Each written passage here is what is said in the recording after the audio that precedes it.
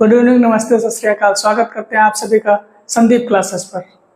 आशा करते हैं आप सभी स्वस्थ होंगे एंड आपकी पढ़ाई बहुत अच्छी चल रही होगी। जैसा कि पता है आप सभी को कि साइंस की एक सीरीज चल रही है जो ग्रुप डी, एएलपी और एफजेई के लिए बहुत यूजफुल है। आप कितने क्वेश्चन आपके सही होंगे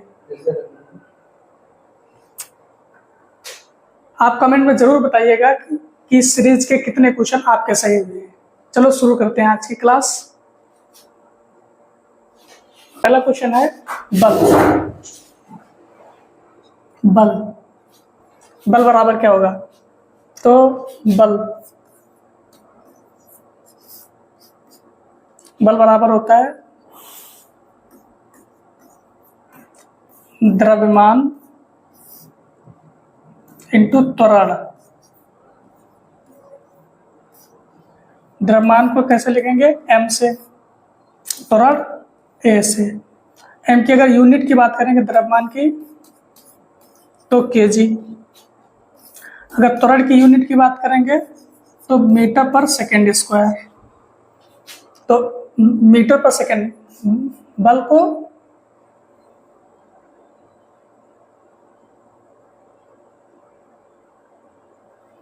की यूनिट की बात करेंगे तो न्यूटन। न्यूटन को कैसे लिखेंगे? न्यूटन बराबर केजी मीटर पर सेकेंड स्क्वायर।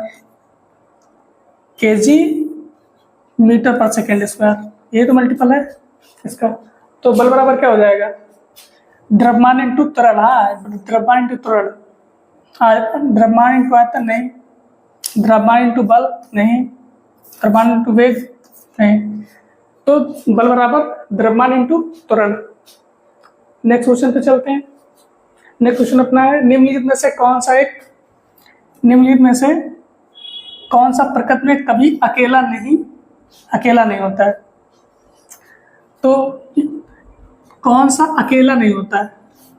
तो बल कभी अकेला नहीं होता है, कभी अकेला नहीं होता है।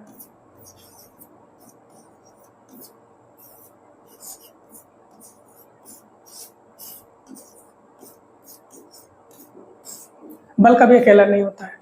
अगर वेग की यूनिट की बात करेंगे तो मीटर पर सेकेंड, संवेग की बात करेंगे तो न्यूटन सेकेंड। बल की बात बल तो पता है, अभी बताएं, इसमें यूनिट न्यूटन। नेक्स्ट क्वेश्चन पे चलते हैं। नेक्स्ट क्वेश्चन अपना है पास्कल की यूनिट। पास्कल की इकाई क्या है? तो पास्कल की इकाई की बात करेंगे तो पास्कल बराबर होगा पास्कल या फिर दाब,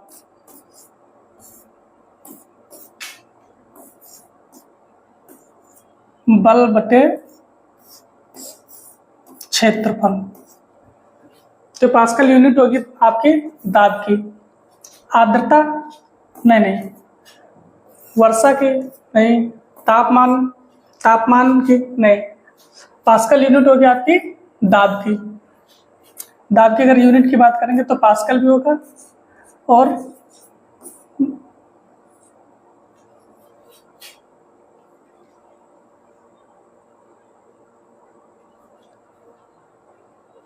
बात करेंगे तो बल बटे क्षेत्रफल होता है। बल की होगी न्यूटन, इसकी हो गई मीटर स्क्वायर। तो न्यूटन पर मीटर स्क्वायर। नेक्स्ट क्वेश्चन पे चलते हैं। नेक्स्ट क्वेश्चन है कैंडेला का मात्रक। अगर कैंडेला का मात्रक पूछा है, ज्योति तीव्रता का मात्रक होगा? नहीं। ज्योति प्रभाव का? नहीं। ज्योति दाब का? नहीं। तो ज्योति तीव्रता का मात्रक कैंडेला होता है। ज्योति तीव्रता का मात्रक कैंडेला होगा। चलते हैं नेक्स्ट क्वेश्चन पे। नेक्स्ट क्वेश्चन है गाड़ी के रेडिएटर में जल का प्रयोग किस कारण से किया जाता है? गाड़ी के रेडिएटर में जल का प्रयोग किस कारण से किया जाता है? तो इसका प्रयोग किया जाता है विशिष्ट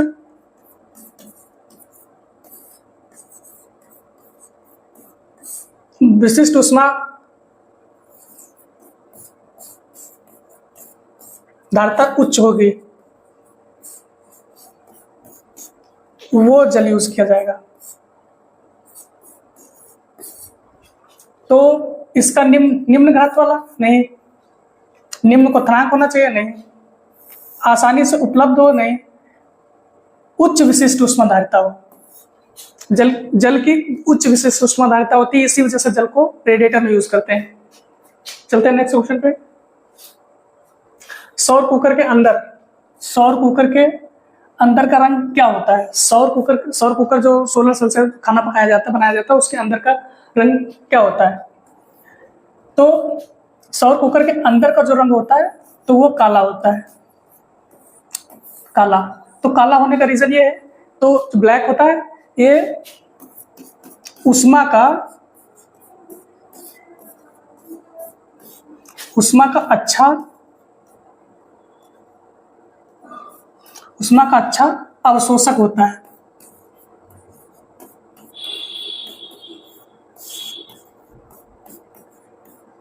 मतलब काला कलर जो होता है तो उष्मा को अच्छी तरीके से अवशोषित कर पाता है। तो इस वजह से सौर कुकर के जो अंदर का कलर रंग होता है तो काला होता है, भूरा नहीं होता है, नीला तो बिल्कुल नहीं होगा, सफेद नहीं।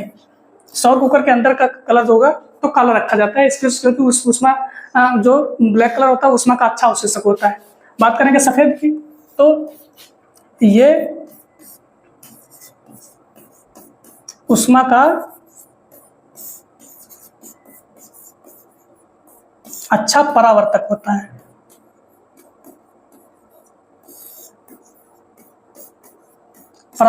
है। इसी वजह से गर्मियों में लोग सफेद कपड़े पहनते हैं ताकि उष्मा पड़े उस पर और रिफ्लेक्ट हो जाए, और ठंडियों में ब्लैक कपड़े पहनते हैं इस वजह से कि ब्लैक उस पर उष्मा जो हीट बनी रहे उसको अच्छे से अवशोषित कर पाए। तो ठंडियों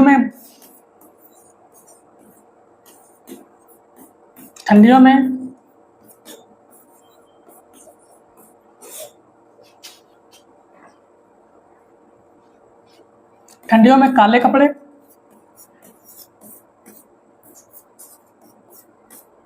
पहने जाते हैं इसी वजह से। और सफेद कपड़े ये गर्मियों में पहने जाएंगे, गर्मियों में पहने जाते हैं।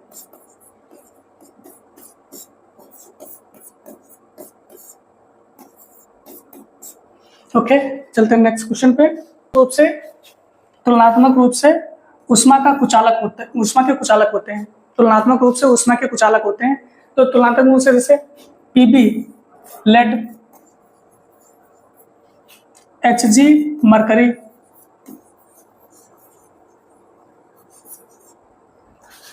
अब Au जो सोना है, ये चांदी है, कॉपर एल्युमिनियम है,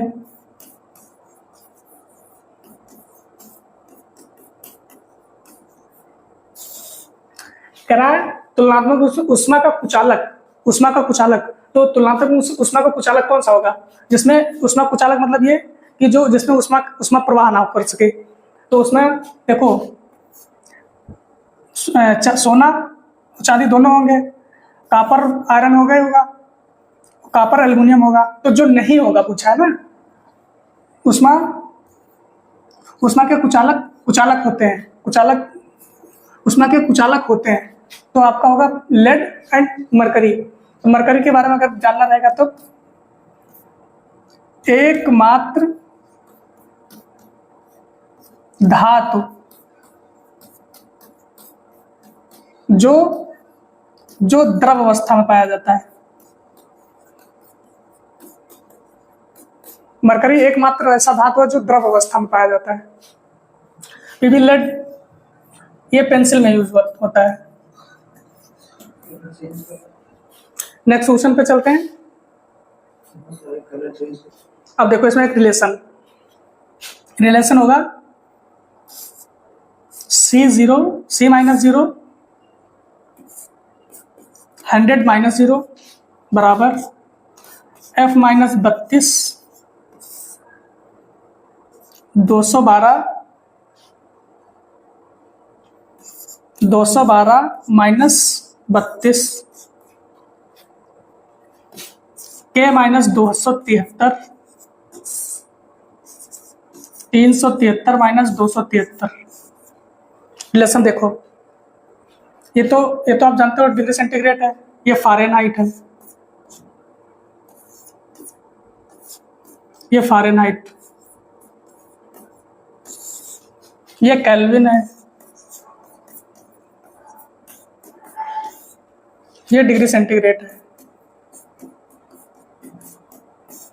अब देखो कह रहा है 273 का मान क्या होगा, 273 का मान किसमें, केल्विन में। 100 के नहीं होगा, 10 के नहीं होगा, 10 केल्विन, 10 डिग्री सेंटीग्रेड होगा, नहीं होगा। इसमें क्या 273 केल्विन 0 डिग्री सेंटीग्रेड के बराबर होता है, तो आंसर आपका डी होगा।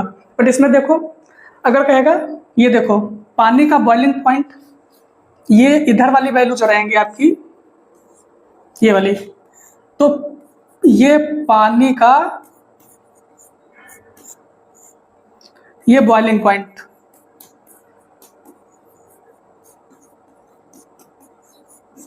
ये भी पानी का बॉइलिंग पॉइंट,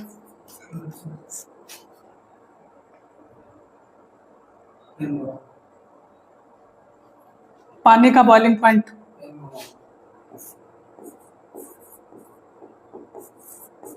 ये भी इधर अपना पानी का वाटर का बॉइलिंग पॉइंट। इधर के बॉइलिंग पॉइंट दिए, अगर डिग्री सेंटीग्रेड पे कहे तो पानी कितने पे खोलेगा, 100 डिग्री सेंटीग्रेड पे। अगर फ़ारेनहाइट पे कहेगा तो 212 फ़ारेनहाइट पे। अगर केल्विन में कहे तो 373 फ़ारेनहाइट केल्विन पे पानी खोलेगा। अगर पूछे कहेगा ये जो वैल्यू दी गई ये वाली अपनी इधर की, सब में इधर की ये तो ये वो वैल्यू दी है जिसमें पानी बर्फ जमेगा, पानी जो पानी का फ्रीजिंग पॉइंट है। तो अगर केल्विन में कहे तो 0 डिग्री सेंटीग्रेड पे पानी फ्रीज होगा। अगर फ़ारेनहाइट पे कहे तो 32 डिग्री सेंटीग्रेड 32 फ़ारेनहाइट पे पानी फ्रीज होगा। अगर केल्विन में कहेगा तो 273 पे पानी फ्रीज होगा। इतनी चीज समझ में आई, तो इसका आंसर 273 0 डिग्री सेंटीग्रेड के बराबर होता है। तो नेक्स्ट क्वेश्चन पे चलते हैं। तापमान का मात्रक नहीं है, निम्न में से कौन सा तापमान का मात्रक नहीं है। क्वेश्चन पढ़ते समय इस चीज का बहुत ध्यान रखना पड़ेगा क्योंकि नहीं पूछ रहा है कि वो चीज पूछ रहा है जो यहाँ पे नहीं पूछ रहा है। तो इसमें पूछ रहा है कौन सा मात्रक नहीं है, कौन सा मात्रक नहीं है किसका, तापमान का। देखो तापमान का अगर मात्रक की बात करेगा, तापमान की यूनिट इकाई, देखो आपकी केल्विन तो हो गए होगा,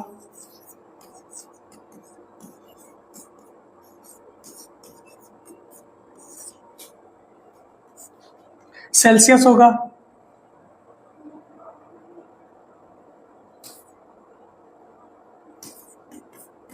सेल्सियस भी होगा और फ़ारेनहाइट भी होगा, अभी सारी बताइए।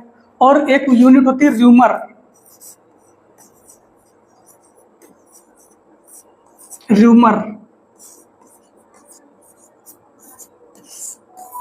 ये सब ताप की यूनिट है। तो इसमें देखो फ़ारेनहाइट यूनिट होती है, ताप की होती है, सेल्सियस भी होगी, केल्विन भी होगी, पास्कल नहीं होगी, ये पास्कल नहीं होगी। तो आंसर कौन सा होगा, आंसर अपना पास्कल ही होगा, क्योंकि क्या पूछा है कौन सी यूनिट नहीं है, कौन सा मात्रक नहीं है। तो पास्कल है किसका, पास्कल है आपका दाब का। अब दाब बराबर पूछेगा क्या होगा, तो बल बटे क्षेत्रफल होता है इसका, बल बटे क्षेत्रफल। तो क्षेत्रफल को किससे लिखेंगे, मीटर स्क्वायर से, बल को न्यूटन से। तो अगर दाब की यूनिट, अगर पास्कल की यूनिट पूछेगा तो न्यूटन पर metre square. Okay next question पे चलते हैं। नेक्स्ट क्वेश्चन है तारत्व, ध्वनि का तारत्व निर्भर करता है, ध्वनि का तारत्व निर्भर करता है। आप देखो तारत्व, अगर कहेगा तारत्व, तो तारत्व डिपेंड करेगा आवृत्ति पे, आवृत्ति पे। दूसरा एक पूछेगा आयाम, तो ये डिपेंड करता है आपकी तीव्रता पे, तीव्रता। अब तीव्रता मतलब इससे होगा मोटी या पतली आवाज, मोटी पतली आवाज।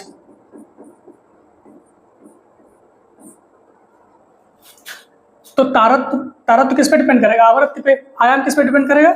तीव्रता पे। तो ध्वनि का तावर्त निर्भर करता है तीव्रता पर। हाँ, तीव्रता पे। आयाम नहीं, ध्वनि का तारत्व निर्भर करता है आवृत्ति। तारत्व किस पे निर्भर कर रहा? आवृत्ति पे, आवृत्ति पे। तीव्रता किस पे निर्भर करेगी? ये निर्भर करेगी अपना आयाम पे, आयाम पे। लय पे नहीं, इस पे भी नहीं, इस पे भी नहीं। नेक्स्ट क्वेश्चन पे चलते हैं। नेक्स्ट क्वेश्चन अपना है अल्ट्रासोनिक तरंगों की आवृत्ति कितनी होती है? अल्ट्रासोनिक तरंगे मतलब किसको लिखेंगे अगर?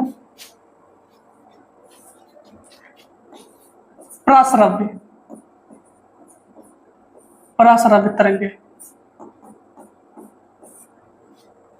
तो अल्ट्रासोनिक तरंगों की आवृत्ति कितनी होती है? तो पराश्रव्य तरंगे जो होती हैं इनकी आवृत्ति की बात करेंगे, तो 20,000 हर्ट्ज से ज्यादा होती है इनकी आवृत्ति। अल्ट्रासोनिक तरंगों की आवृत्ति जो होती है 20,000 हर्ट्ज से ज्यादा होती है। तो देखो 20 हर्ट्ज से 20 किलो हर्ट्ज नहीं, 20 हर्ट्ज से कम नहीं, 20 किलो हर्ट्ज से ज्यादा। हाँ, 20 किलो हर्ट्ज से ज्यादा। तो 20,000 हर्ट्ज से, तो इसको कैसे भी लिख सकते हैं? लिख सकते हैं 20 किलो हर्ट्ज, 30 किलो के 20 किलो हर्ट्ज से ज्यादा। कोई भी बैंडविड्थ निर्धारित नहीं। अल्ट्रासोनिक की जो तरंग की आवृत्ति होगी 20 किलो हर्ट्ज से ज्यादा होगी। नेक्स्ट क्वेश्चन पे चलेंगे। मनुष्य के लिए ध्वनि की श्रव्य सीमा लगभग होती है। देखिए इसके लिए देखिए 20 जो मनुष्यों की सुनने की क्षमता,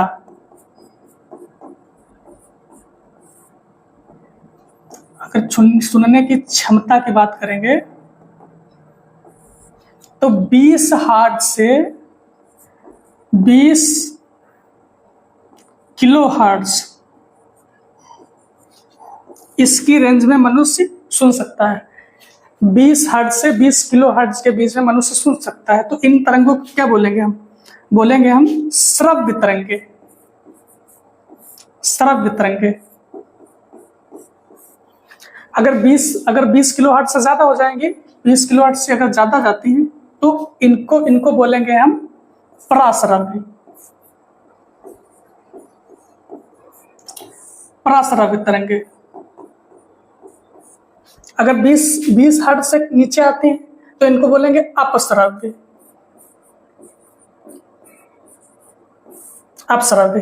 अब देखो 20 हर्ट्ज से नीचे की आवृत्ति सुन कौन पाएगा? तो इनको सुनने की क्षमता कौन रखेगा? तो इनको सुनने की क्षमता रखेगा कुत्ता,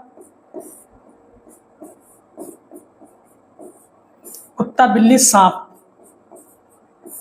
इनको सुनने की क्षमता रखेगा।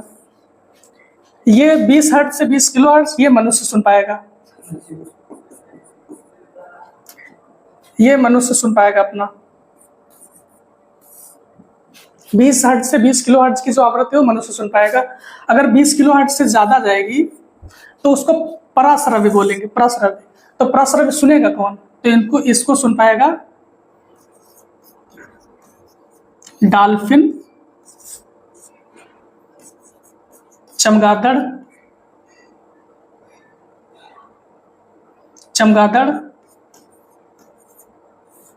परपोइसिस,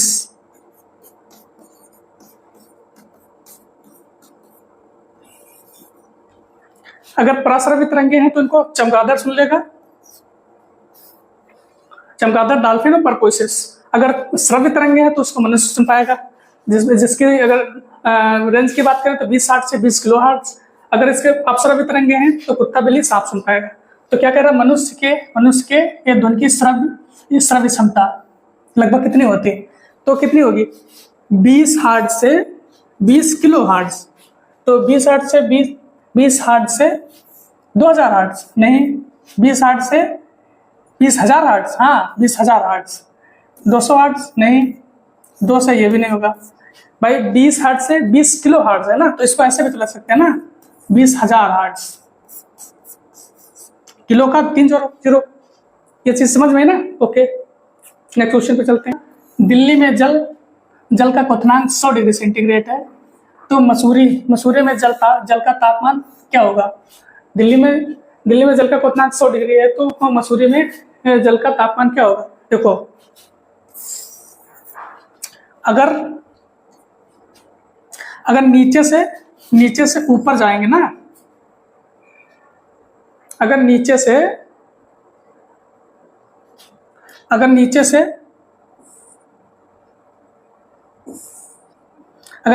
ऊपर जाएंगे, नीचे से ऊपर की तरफ बढ़ेंगे तो क्या होगा, दाब घटता। बॉइलिंग पॉइंट, जो बॉइलिंग पॉइंट है ना, बॉइलिंग पॉइंट मतलब क्वथनांक, जिस पे पानी खौलता है,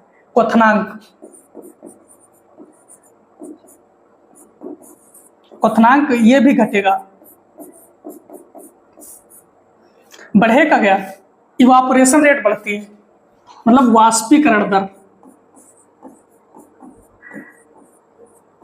वाष्पीकरण दर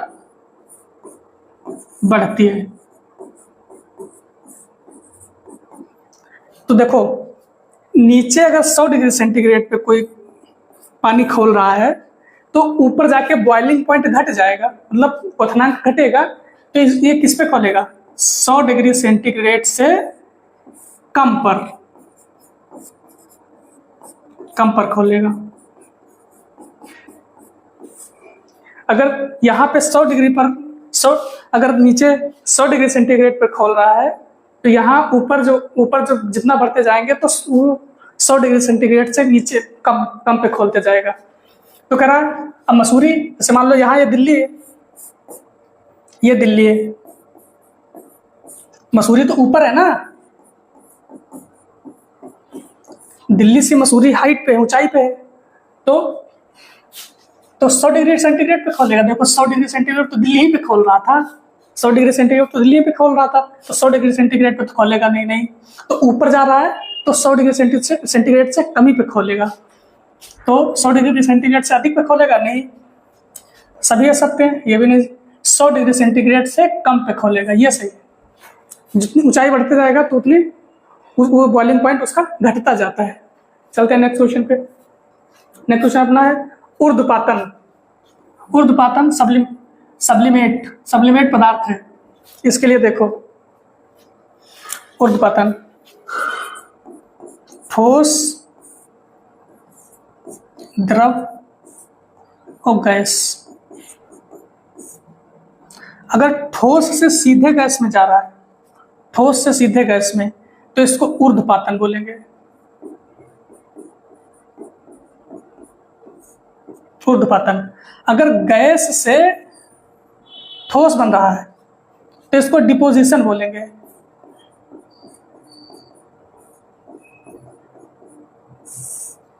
अगर ठोस से द्रव बन रहा है, ठोस से द्रव बनेगा तो समझो आपका मेल्टिंग या फिर गलन।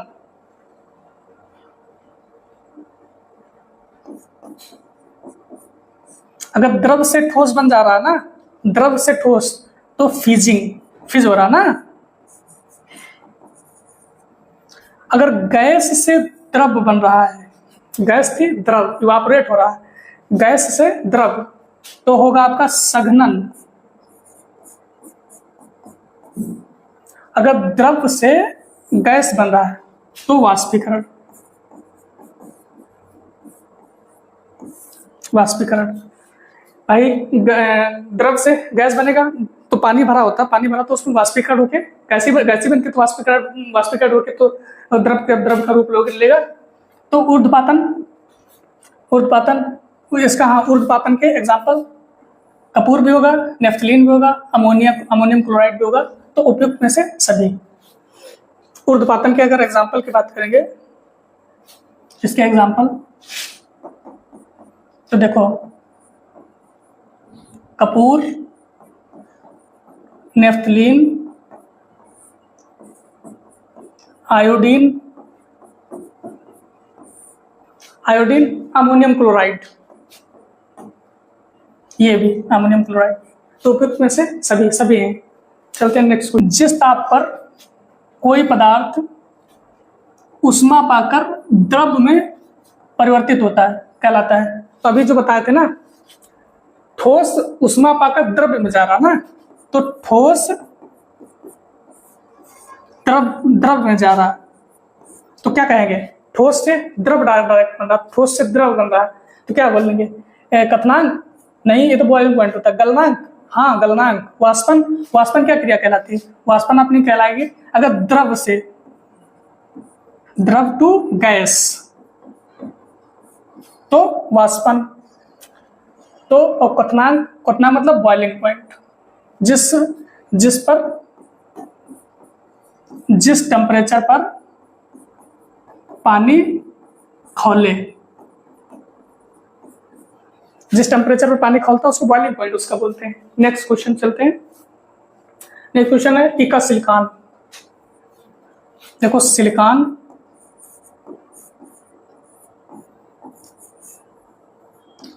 जर्मेनियम, इका सिलिकॉन हो चाहे कुछ भी हो, इका सिलिकॉन जाना जाता है। इका सिलिकॉन ये है जर्मेनियम से, सिलिकॉन से नहीं, गैलियम नहीं, एल्युमिनियम नहीं, इका सिलिकॉन, जर्मेनियम। नेक्स्ट क्वेश्चन पे चलते हैं। नेक्स्ट क्वेश्चन है अल्फा बीटा गामा किरणों की भेदन क्षमता। भेदन क्षमता अवरोही क्रम मतलब बढ़ता क्रम।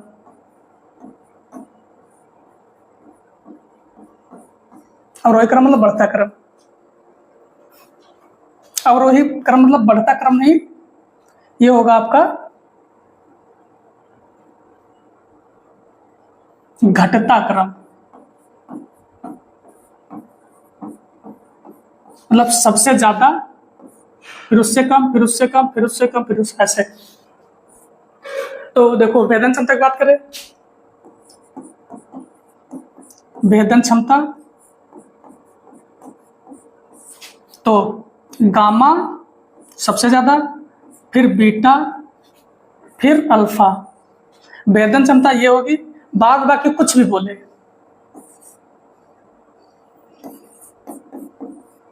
बाद बाकी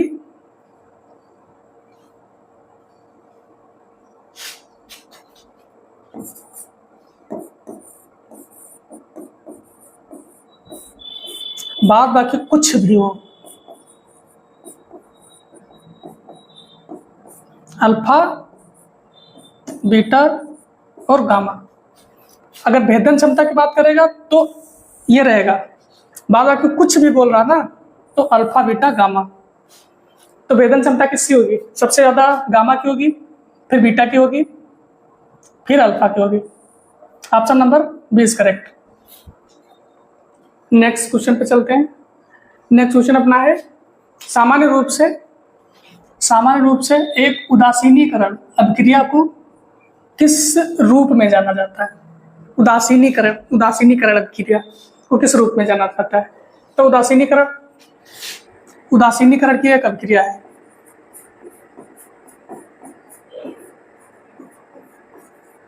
उदासीनीकरण अभिक्रिया का एक एग्जांपल है अम्ल प्लस क्षार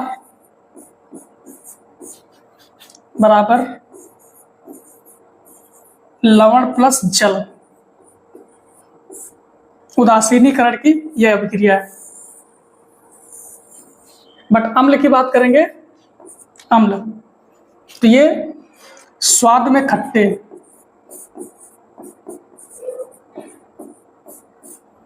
स्वाद में खट्टे H+ आयन देता है,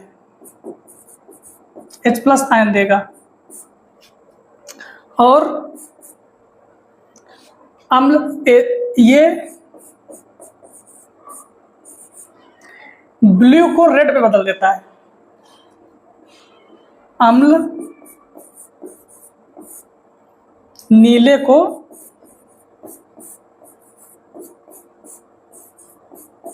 लाल में बदल देता है,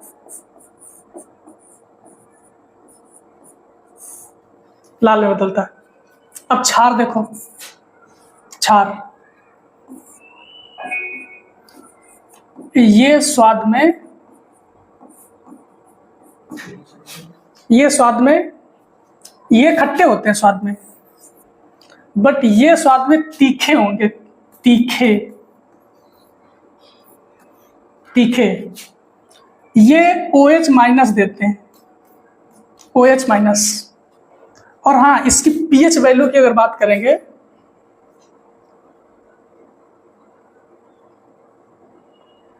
इसकी अगर pH की वैल्यू की बात करेंगे तो अगर इसके pH की वैल्यू बात करेंगे, pH वैल्यू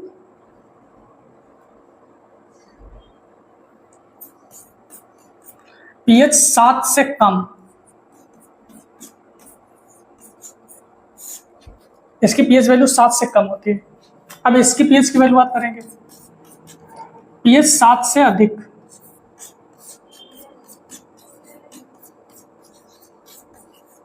ये pH 7 से अधिक होगा। अब क्या होगा, ये क्या देगा, ये रेड को, लाल को नीले में बदल देता है।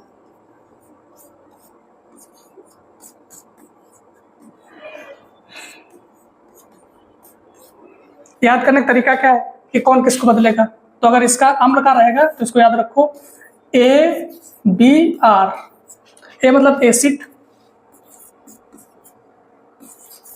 एसिड होगा तो ब्लू को नीले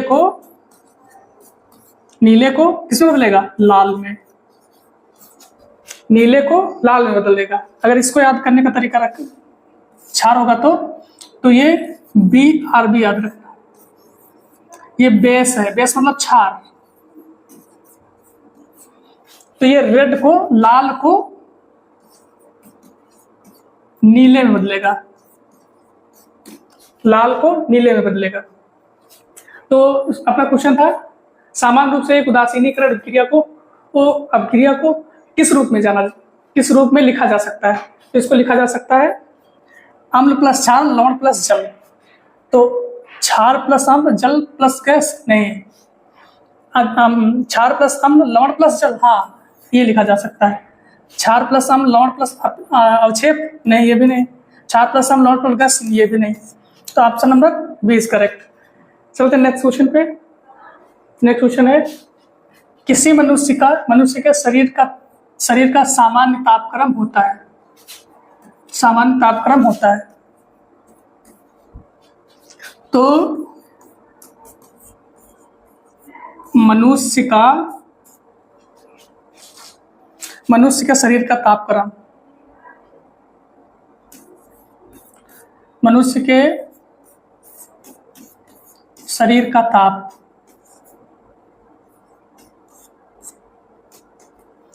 अगर देखो 98.6 ये होगा आपका केल्विन में। अगर डिग्री सेंटीग्रेड में पूछेगा तो 37 डिग्री सेंटीग्रेड, दोनों में होगा। अगर केल्विन में पूछते तो 98.6 केल्विन, अगर डिग्री सेंटीग्रेड में पूछे तो 37.37 डिग्री सेंटीग्रेड। तो इसमें क्या पूछा है, देखो केल्विन में अगर डिग्री सेंटीग्रेड, केल्विन पूछता तो ये होता 37 डिग्री सेंटीग्रेड। अगर फ़ारेनहाइट में पूछेगा तो ये फ़ारेनहाइट में 210 होता है, ये तो होता नहीं, तो 98.6 ये अपना सही है, option number A is correct. ये अगर सही से लिखेंगे तो 98.6 फ़ारेनहाइट, 6 फ़ारेनहाइट, ओ सॉरी यहाँ पे फ़ारेनहाइट होगा, हाँ फ़ारेनहाइट, केल्विन में नहीं, केल्विन में नहीं फ़ारेनहाइट में होगा। नेक्स्ट क्वेश्चन पे चलते हैं।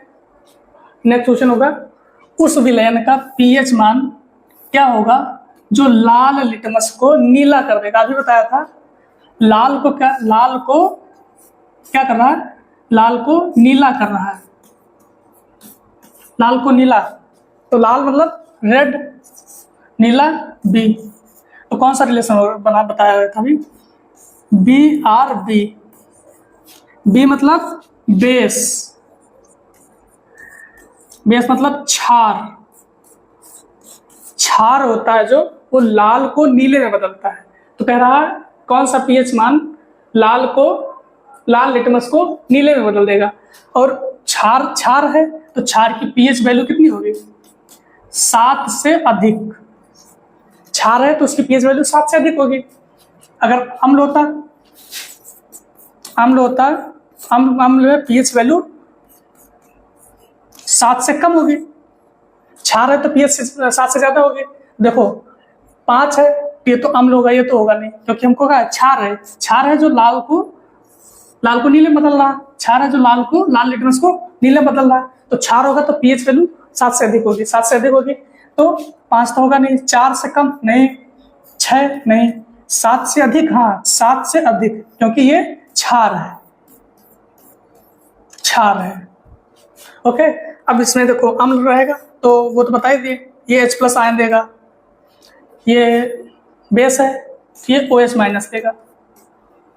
ओके, तो कैसे लगी आपको ये क्लास, कमेंट आपके कितने आंसर सही हुए हैं कमेंट में जरूर बताइएगा। वीडियो को लाइक करिए, चैनल को सब्सक्राइब करिए और दोस्तों में अपने इसको शेयर करिए। Thank you.